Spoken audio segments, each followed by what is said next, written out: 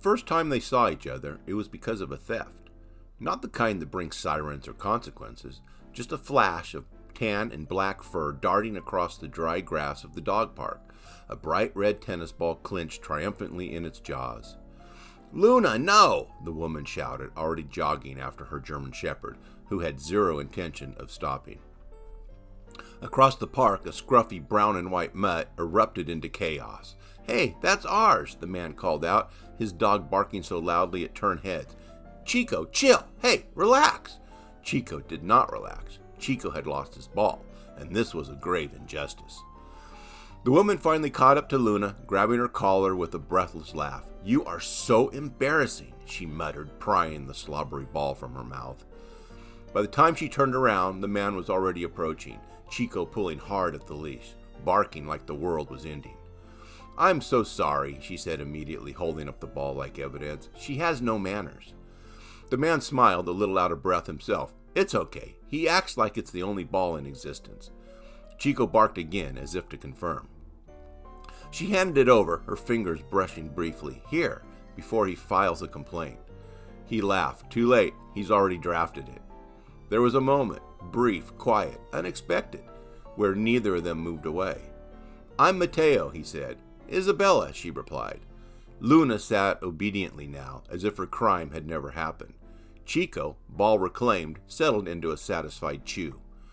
"Well," Mateo said, glancing at their dogs, "I guess we should keep them on opposite sides of the park from now on."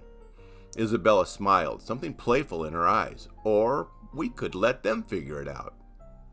He looked down at Chico, then back at her. "You're brave." "Or stupid." He grinned. "I like brave better." They didn't plan to see each other again, but dog parks have a way of creating routines. The next afternoon, Isabella parked her taco truck on a quiet street a few blocks away before heading over with Luna. Business had been slow that day, and she needed the break. When she walked through the gate, Luna perked up immediately, and then she saw why. "Hey!" Mateo called from a bench under a wide oak tree. Chico bounded toward them, ball already in his mouth. Isabella laughed. "He's ready for round 2.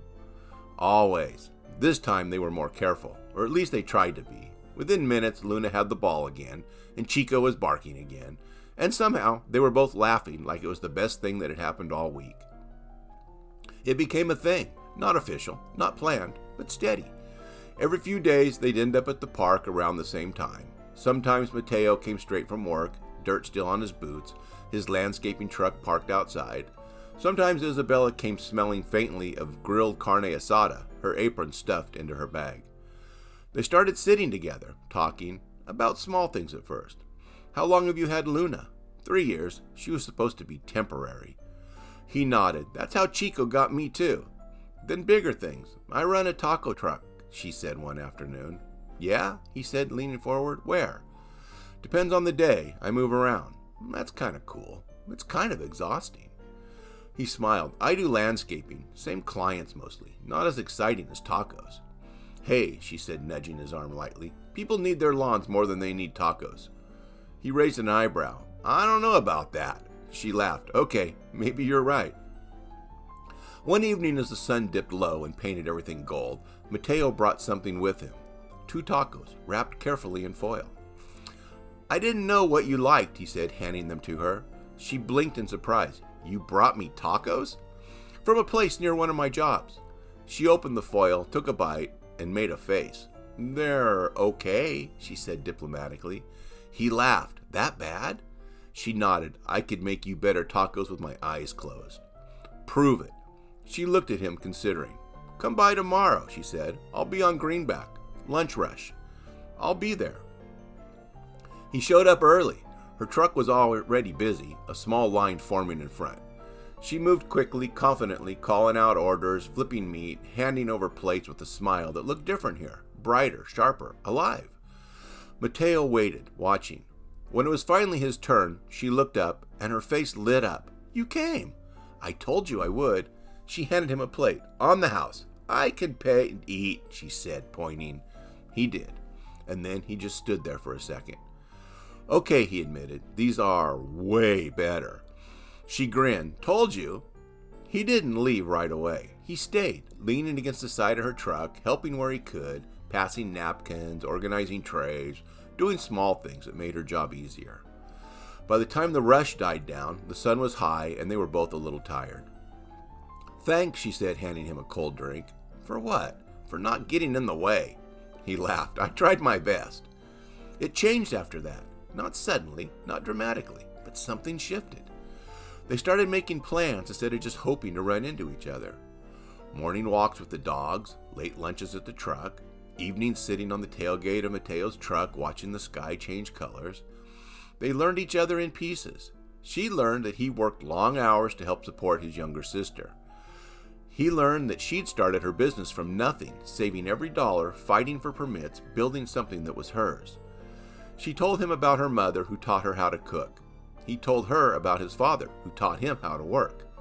They laughed a lot, argued sometimes, shared things they didn't usually share, and somewhere in between, without either of them saying it out loud, they fell in love. It wasn't a big moment, no dramatic confession, just a quiet realization. For Mateo, it happened one night at the park. Isabella was sitting cross-legged on the grass, Luna's head resting in her lap. Chica was sprawled nearby, finally tired. She was talking about something, he didn't even remember what, but he was watching her, the way she smiled, the way her voice softened when she talked about things she really cared about, the way she looked at him like he mattered. And it hit him hard. He was in love with her. For Isabella, it happened in the middle of a busy day. Mateo showed up at the truck again, this time with a small bouquet of flowers he'd probably picked up from somewhere nearby. "These are for you," he said, slightly awkward. "For what?" "For no reason." She took them, surprised. And in that moment, surrounded by noise and heat and the rush of everything, she felt something settle in her chest, something certain. She was in love with him. They didn't say it right away, but it showed, in the way they touched, in the way they looked at each other, in the way their lives started to weave together. One evening, Mateo said, "Have you ever thought about staying in one place with the truck?" She hesitated. "Sometimes." "You'd do great," he said, "like a real spot, not just moving around." She looked at him. "You think so?" "I know so." She smiled, but there was something else, something uncertain. "Maybe," she said. A week later, she seemed distracted, quiet. Even Luna noticed. "Everything okay?" Mateo asked. "Yeah," she said quietly, "just tired." But he could tell something was off. The next day, she didn't show up at the park, or the next.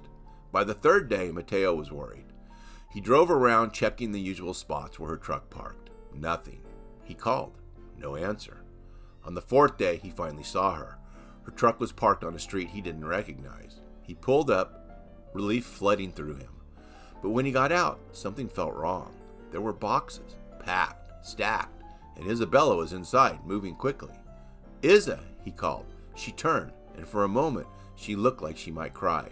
"Mateo, what's going on?" She hesitated, then took a breath. "I got an offer," she said, "a big one, a chance to open a permanent location." His heart lifted. "That's amazing." "It's in San Diego." The words hit like a sudden drop. "Oh, I leave tomorrow." "Tomorrow?" he repeated.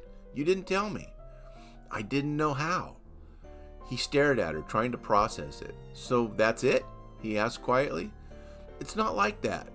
"Then what is it like?" She looked down. "It's everything I've worked for." "And what about us?" She didn't answer right away, and that was answer enough. The next morning she was gone. No goodbye at the park, no last walk, just gone.